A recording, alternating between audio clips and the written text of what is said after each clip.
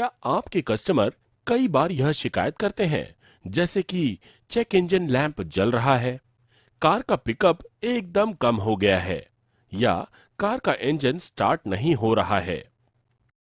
आइए आज आपको इन्हीं बातों के बारे में जानकारी देते हैं। कैस्ट्रॉल ऑटोमोबाइल एकेडमी में आपका स्वागत है। अगले 10 मिनट में आप यह जानेंगे कि आधुनिक कारों में डायग्नोसिस यानी खराबी का निदान कैसे करें। साथ में हम आपको डायग्नोसिस स्कैनर के उपयोग और महत्व के बारे में भी समझाएंगे। आधुनिक वाहन आज की जरूरतों के मुताबिक पहले की अपेक्षा से बहुत अधिक विकसित हो गए हैं। कार्यक्षमता, पॉल्यूशन नॉर्म्स, सुरक्षा और सुविधा पहले से कहीं बेहतर है। इन आवश्यकताओं को पूरा करने के लिए मैकेनिकल सिस्टम में कई नए बदलाव किए जा रहे हैं और इन्हें सुनिश्चित करने के लिए इलेक्ट्रॉनिक नियंत्रणों का उपयोग किया जा रहा है। मैकेनिकल सिस्टम में बाहरी निरीक्षण, जैसे देखने या सुनने से योग्य संकेत मिल जाते हैं, जिससे खराबियों का पता लगाया जा सकता है। इलेक्ट्रॉनिक प्रणाली में खराबियों का पता करने के लिए आधुनिक तरीकों का उपयोग होता है, जैसे कि ऑन बोर्ड डायग्नोस्टिक और ऑफ बोर्ड डायग्नोस्टिक। आइए अब हम इन डायग्नोस्टिक सिस्टम को विस्तार से समझते हैं। ऑन बोर्ड डायग्नोस्टिक यह ईसीयू प्रोग्राम द्वारा स्वचालित रूप से किया जाता है और डैशबोर्ड पर माल फंक्शन इंडिकेटर लैंप के माध्यम से इसे दर्शाया जाता है। Of board diagnostic of board diagnosis diagnostic scanner की मदद से वर्कशॉप में किया जाता है। इंजन प्रणाली में सेंसर खराबी से इंजन के कार्य में बदलाव आएंगे, जैसे कि एक्सेलरेटर पेडल पोजीशन सेंसर खराब होने से इंजन लिंप होम मोड में जाता है। इस परिस्थिति में ईसीयू इंजन को बेसिक सेटिंग पर रखता है ताकि वाहन को कम से कम वर्कशॉप तक पहुंचाया जा सके। अगर क्रैंकशाफ्ट पोजीशन सेंसर काम नहीं कर रहा है तो वाहन शुरू नहीं होगा। यदि कैम्पशाफ्ट पोजीशन सेंसर खराब होता है तो वाहन के स्टार्ट में समय लगेगा तथा वेरिएबल टाइमिंग वाल्व ट्रेन काम नहीं करेगा। मैनीफोल्ड एब्सोल्यूट प्रेशर सेंसर और इनलेट एयर टेम्परेचर सेंसर के खराब होने पर ब्लैक स्मोक होगा। थ्रॉटल पोजीशन सेंसर खराबी से आरपीएम में उतार चढ़ाव होता है। इंजन कूलेंट टेम्परेचर सेंसर खराबी से रेडिएटर को डायरेक्ट किया जाएगा। व्हीकल स्पीड सेंसर खराबी से इलेक्ट्रिकल पावर स्टीयरिंग कार्य नहीं करेगा तथा स्पीडोमीटर काम नहीं करेगा। ऐसी खराबियों के मामले में ECU diagnostic trouble codes register करता है और इसे क्लस्टर में चेक लैंप या ओबीडी लैंप द्वारा दिखाता है। निश्चित खराबी और उसके मरम्मत को समझने के लिए डायग्नोस्टिक स्कैनर का उपयोग करना जरूरी है। डायग्नोस्टिक स्कैनर, आइए पहले हम डायग्नोस्टिक स्कैनर के बारे में समझते हैं। यह एक इलेक्ट्रॉनिक उपकरण है जिसमें एक खास सॉफ्टवेयर प्रोग्राम होता है जिसे वाहन के इलेक्ट्रॉनिक प्रणाली से जोड़ा जा सकता है। अधिकांश डायग्नोस्टिक स्कैनर में लैपटॉप में विंडोज आधारित सॉफ्टवेयर प्रोग्राम होता है जो वाहन के विभिन्न इलेक्ट्रॉनिक सिस्टम का निदान करने में सक्षम होता है। मार्केट में दो प्रकार के स्कैनर उपलब्ध हैं, एक कंपनी रिकमेंडेड और दूसरा मार्केट रिकमेंडेड। आइए अब हम इन दो प्रकार के डायग्नोस्टिक उपकरणों की तुलना करते हैं। कंपनी रिकमेंडेड एक विशिष्ट प्रोडक्ट या मॉडल के लिए होता है और मार्केट रिकमेंडेड अधिकांश प्रोडक्ट्स पर लागू होता है। कंपनी रिकमेंडेड में पूर्ण स्कैनिंग संभव है, मार्केट रिकमेंडेड में पूर्ण स्कैनिंग संभव नहीं है। चलिए अब हम समझें कि डायग्नोस्टिक स्कैनर को कैसे कनेक्ट करें। डायग्नोस्टिक स्कैनर कनेक्ट करने के लिए डेटा लिंक कनेक्टर की आवश्यकता होती है। सीआरडीआई और एमपीएफआई वाहन के लिए आमतौर पे डेटा लिंक कनेक्टर यानी डीएलसी डैशबोर्ड के नीचे स्थित होती है। यह 16 पिन डायग्नोस्टिक कनेक्शन पोर्ट है जो वाहन के ईसीयू के साथ डायग्नोस्टिक स्कैनर का इंटरफेस करने के लिए होती है। आपने फॉल्ट कोड के बारे में देखा या सुना होगा, जिसे डायग्नोस्टिक ट्रबल कोड यानी डीटीसी के नाम से जाना जाता है। इन कोड को सोसाइटी ऑफ ऑटोमोटिव इंजीनियर्स ने विकसित किया है। यह सभी वाहन निर्माताओं के लिए अनिवार्य है। हम इसे अल्फा न्यूमेरिक से पहचानते हैं, जैसे कि पी कोड्स यानी पावर ट्रेन कोड्स, जो कि इंजन, ट्रांसमिशन और एमिशन सिस्टम्स को दर्शाता है। बी कोड्स यानी बॉडी कोड्स, जो कि वातावरण नियंत्रण प्रणाली, लाइटिंग, एयरबैग्स आदि के बारे में जानकारी देता है।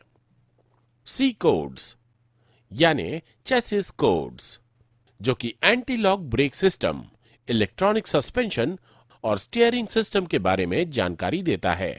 यू कोड्स यानी नेटवर्क कम्युनिकेशन कोड्स, जो कि कंट्रोलर, एरिया नेटवर्क वायरिंग बस और उसके मॉड्यूल के बारे में जानकारी देता है।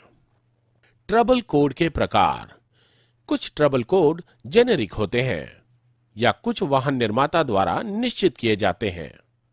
जिस कोड में दूसरे अंक की जगह 0 या 2 अंक आते हैं, उन्हें जेनेरिक या ग्लोबल कोड से जाना जाता है, और यह सभी वाहन निर्माताओं के लिए होते हैं।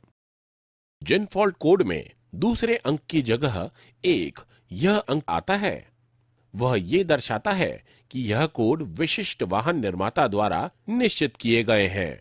आइए अब हम फॉल्ट कोड का एक उदाहरण समझते हैं। P0203। इसमें P का मतलब है पावर ट्रेन संबंधित खराबी, 0 का मतलब यह एक जेनेरिक कोड है, 2 का मतलब यह फ्यूल और एयर मीटर के बारे में दर्शाता है, 03 यह तीसरे सिलेंडर के इंजेक्टर की समस्या को दर्शाता है। आइए अब हम समझते हैं कि MIL लैंप जलने पर स्कैनर का कैसे उपयोग करें। पहले स्कैनर को वाहन से जोड़ने की प्रक्रिया समझते हैं। इसके लिए हमें 3 चीजों की जरूरत होती है, एक स्कैनर, दूसरा लैपटॉप और तीसरा वाहन में लगा हुआ डायग्नोस्टिक सॉकेट। अब हम डायग्नोस्टिक सॉफ्टवेयर आइकन को क्लिक करते हैं। अब हमारा सॉफ्टवेयर खुल गया है। अब हम वाहन की जानकारी फीड करते हैं। इसमें हमें जानकारियां जैसे देश, वाहन का प्रकार, ईंधन, make, model, type, engine code आदि का चयन करना होगा। अगर हमें डायग्नोस्टिक सॉकेट के लोकेशन का पता नहीं है, तो हम डायग्नोस्टिक सॉफ्टवेयर की मदद से इसका पता कर सकते हैं। इसके लिए आपको वाहन की जानकारी का चयन करने के बाद डायग्नोसिस मेनू का चयन करना होगा। आप देखते हैं कि स्क्रीन के निचले भाग में डायग्नोस्टिक सॉकेट लिखा हुआ है। उसे क्लिक करते ही वाहन के डायग्नोस्टिक सॉकेट का पता चलेगा। अब हमें वाहन के डाटा लिंक कनेक्टर को स्कैनर के डाटा लिंक कनेक्टर से जोड़ना है।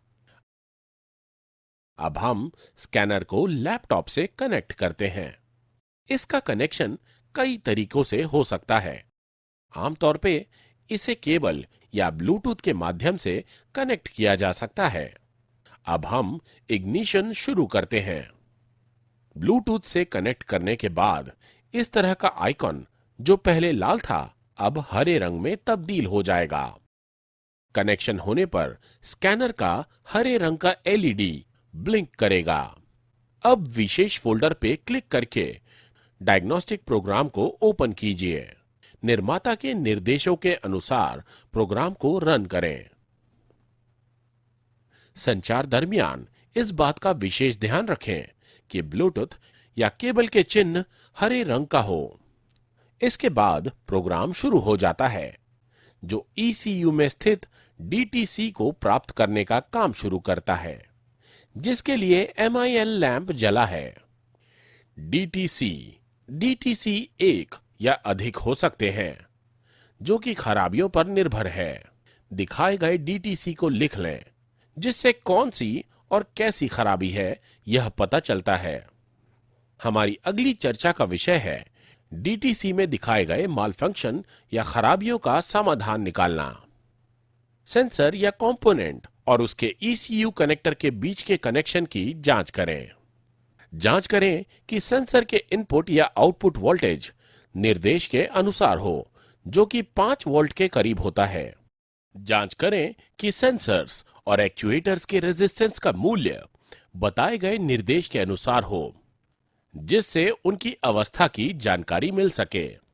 यदि समस्या का समाधान न हो तो मेमोरी क्लियर करके दूसरे पार्ट या कंपोनेंट से बदल के देखें। यदि अब काम कर रहा है तो वह सेंसर या कंपोनेंट को बदल डालें। यदि उससे भी समाधान न हो रहा हो तो ईसीएम बदलें। आखिर में एरर कोड को डिलीट कर दें और फिर से एक बार जांच करके देखें। अब एक बार लैंप की जांच करें। लैंप का जलना बंद होना चाहिए। आपके प्रॉब्लम का समाधान हो चुका होगा। इसी के साथ कार डायग्नोसिस के विषय पर चर्चा यहाँ समाप्त होती है। हमें उम्मीद है कि आप कारों में डायग्नोसिस के बारे में अच्छी तरह से समझ चुके होंगे और इस जानकारी को अपने काम में लाकर आप अपने ग्राहकों की मदद और अच्छी तरह से कर पाएंगे। धन्यवाद।